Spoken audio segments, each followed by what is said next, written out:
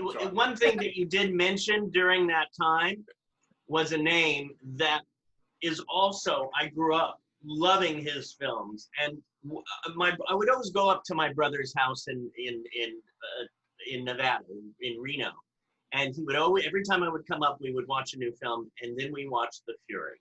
And Wow. I think I've seen that movie over, I don't know, 50 times, 60 times. Just, and then all of his films, and you've done so many. If I throw out the name Brian DePalma, what comes to your mind? Wow.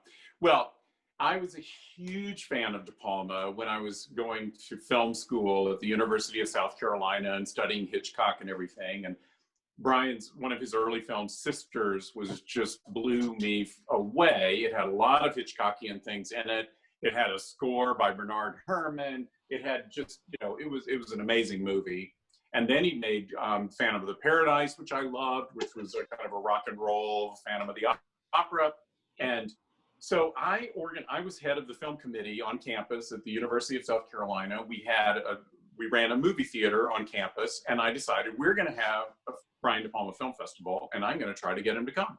And I subscribed to Hollywood Reporter back then, and they had production charts, and there was a film called Carrie that was in early stages of pre-production, and they were casting, and it had a phone number for the casting office in Los Angeles. Yeah. And I called up that number, and they put him right on.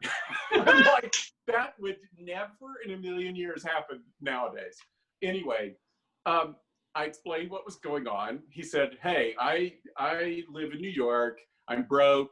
I really need to get some stuff at my apartment. So if you can give me the airfare from LA to South Carolina to New York and then back to LA, I'll come for the triangle airfare. And I said, done. So he comes out to the University of South Carolina. This is in 1975.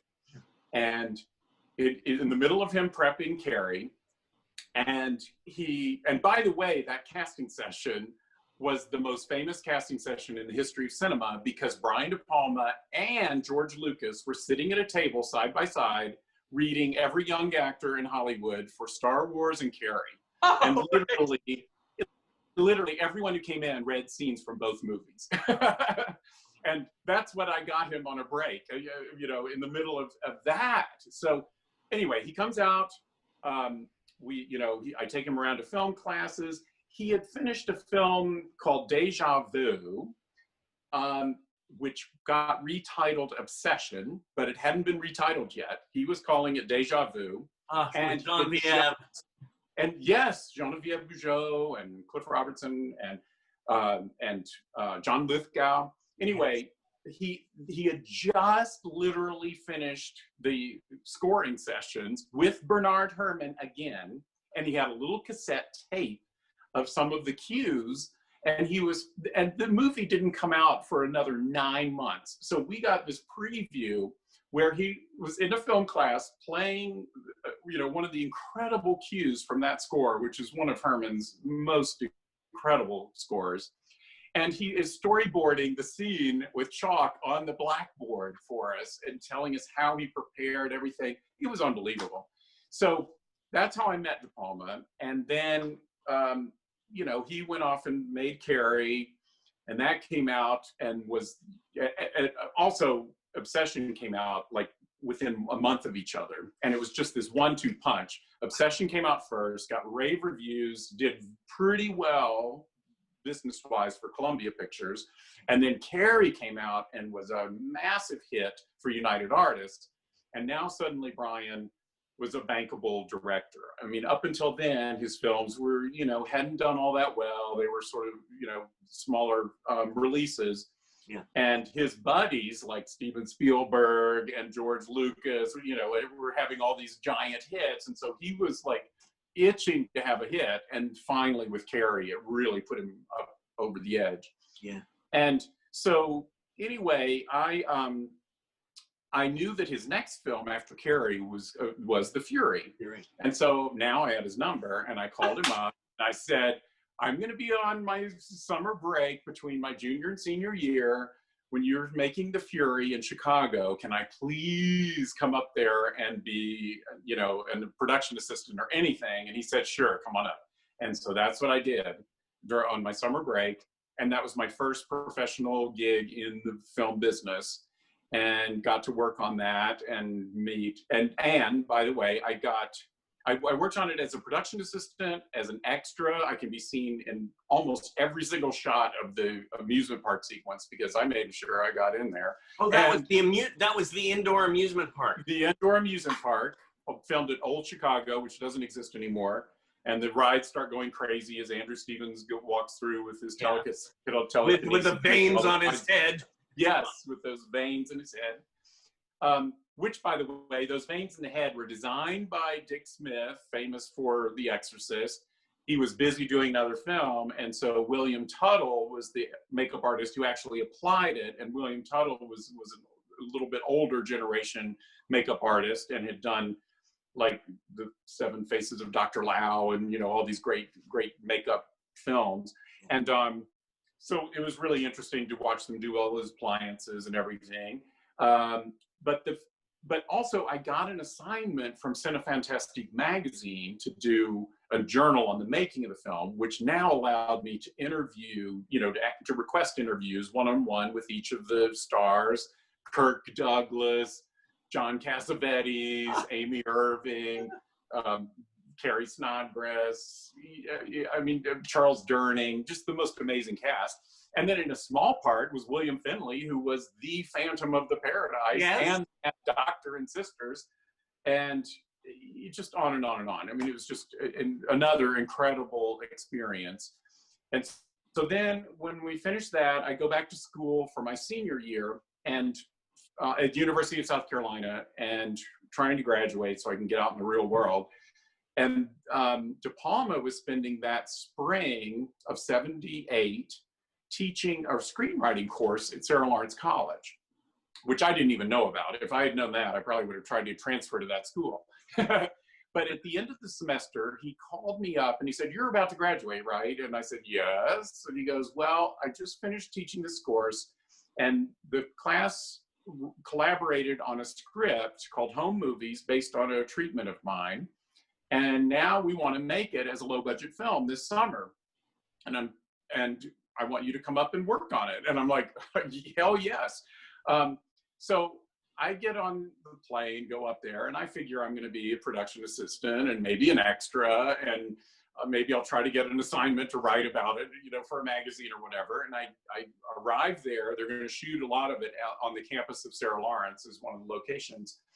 And he said, "You're going to be the associate producer and production manager." So he was just going to throw me into the deep end and see if I could swim. And he had some of the students working in different capacities in the crew, but we also had mixed in with professionals. And the cast was, you know, Kirk Douglas, Nancy Allen, Keith Gordon, Mary Davenport, Vincent Gardenia, Garrett Graham, who was Beef in Phantom of the Paradise. Again, just incredible cast. And the investors, it was a $500,000 budget, and Brian put up $100,000. He got his buddies, Steven Spielberg, to put up $100,000. George Lucas put up $100,000. Kirk Douglas put up $100,000, and then we had another $100,000 that we raised from smaller investors and friends and everything. And we made the movie, and it's called Home Movies. Not that many people have seen it. It got released by United Artists Classics, and it needs to be out on Blu-ray. And yes, it does. I have to say, I was going to wait. But I'm in the process of moving now, so I don't have my albums right here. But I used to collect soundtrack albums. There you go. And I have Home Movies. Oh my God, he's another brilliant one. I tell you, I have all the DePalma soundtracks, albums, and jumping to The Fury just for a second. That's my favorite. John Williams. John Williams' score was unbelievable. I think it's one of his best scores. Yeah. No, it's amazing. Absolutely amazing. And if you want to hear all my stories about The Fury, and I have quite a few, get the European Blu-ray that Arrow. And there's a 50-minute, that's 50-minute interview with me and the extras that I just recall every story I can think of making that movie. Everybody, you have to buy it, because I actually bought it, and I've watched it again several times. It's brilliant. So you have to see this. You have to go to arrow.com, right? Yeah, for sure.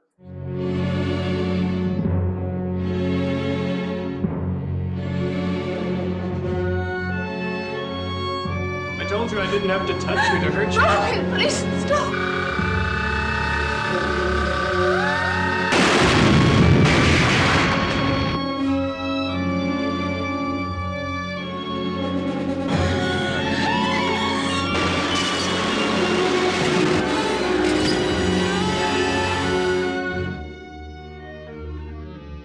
In addition to all the cameras getting different angles of John Cassavetes, we had to run from the ceiling, shooting down on him. Cassavetes says to me, "Aren't you glad you didn't bother going to acting school for this?" I think it's one of DePalma's better films and certainly underrated. You put in what's known as cobalt blue contact lenses. I said, sure, why not? And I've been trying to cut it out of the film ever since, but he won't let go of it. It's about trust and devotion and betrayals. So I had some truth to bring to the role that I could relate to and believe in it.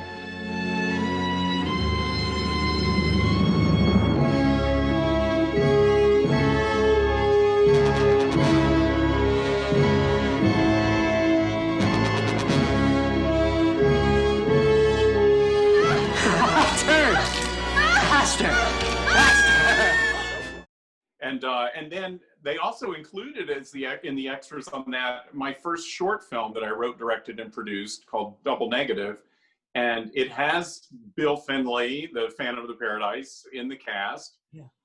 Wayne Knight, who was Newman on Seinfeld, Bill Randolph, who was the cab driver in Dressed to Kill, Justin Henry, who was the little boy in Kramer versus Kramer. And so it's a really cool little short film about a horror movie film director who's making a low-budget horror film called Coat Hanger Massacre. And his producers, played by Bill Finley and Wayne Knight, decide that the movie's so bad they would rather steal the negative from the lab and collect the insurance than to finish the film. So the director and his leading lady find out about this scheme, and they're going to beat them to the crime to protect their film. And anyway, it got, I made it in 35 millimeter, and it got theatrical play. It opened with Martin Scorsese's After Hours in LA, and in New York, it played with John Borman's Emerald Forest, and got a really, really nice review from Janet Maslin in the New York Times, and that I was able to then use as my showpiece and everything to get my first feature off the ground. Now, one other thing before we leave DePalma is Dressed to Kill. Oh my God, yeah. Well, Dressed to Kill.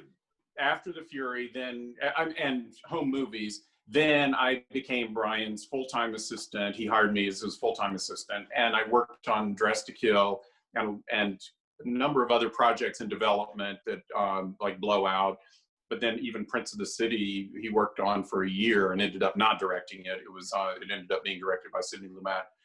But anyway, Dressed to Kill was just an amazing experience. I just wrote a 150,000 word article on all my memories about Dressed to Kill. And it's coming out in a magazine called Boobs and Blood. And proceeds from the magazine go to breast cancer, so it's even for a good cause. Yeah. And it's going to be out in December, so look for that magazine. And the editor was so blown. I said, I can cut down the article, and he said, no way, we're going to just devote the entire issue to Dressed to Kill. So it's a Dressed to Kill mini book. Right. So you got to check that out. Well, that's another, I mean, a classic, Dressed to Kill, and then that you worked on Blowout. Again, that's another movie, I think. That's perfection. I mean. Yeah. Well, anyway. I didn't actually work on the shooting of it, but all the prep of it right up to the time they were about to shoot. And then Brian wanted me to produce a film that another sort of one of the students from Sarah Lawrence College that had co-written the script for Home Movies had written a script and was going to direct it, and had raised some money from family and friends. And Brian said, why don't you go help him get this film made? You produce it.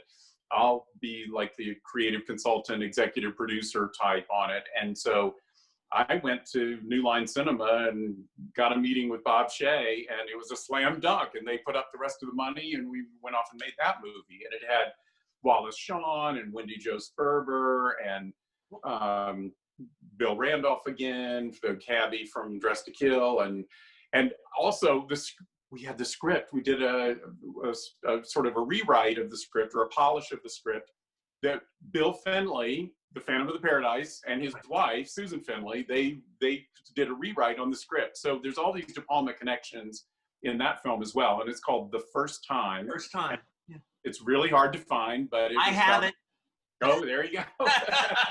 I'm sorry, I sound like such a fan.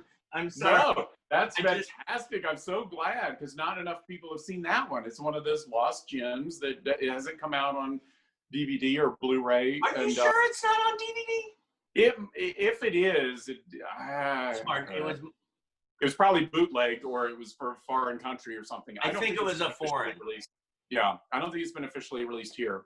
Okay. To my knowledge. Now, what was your first feature?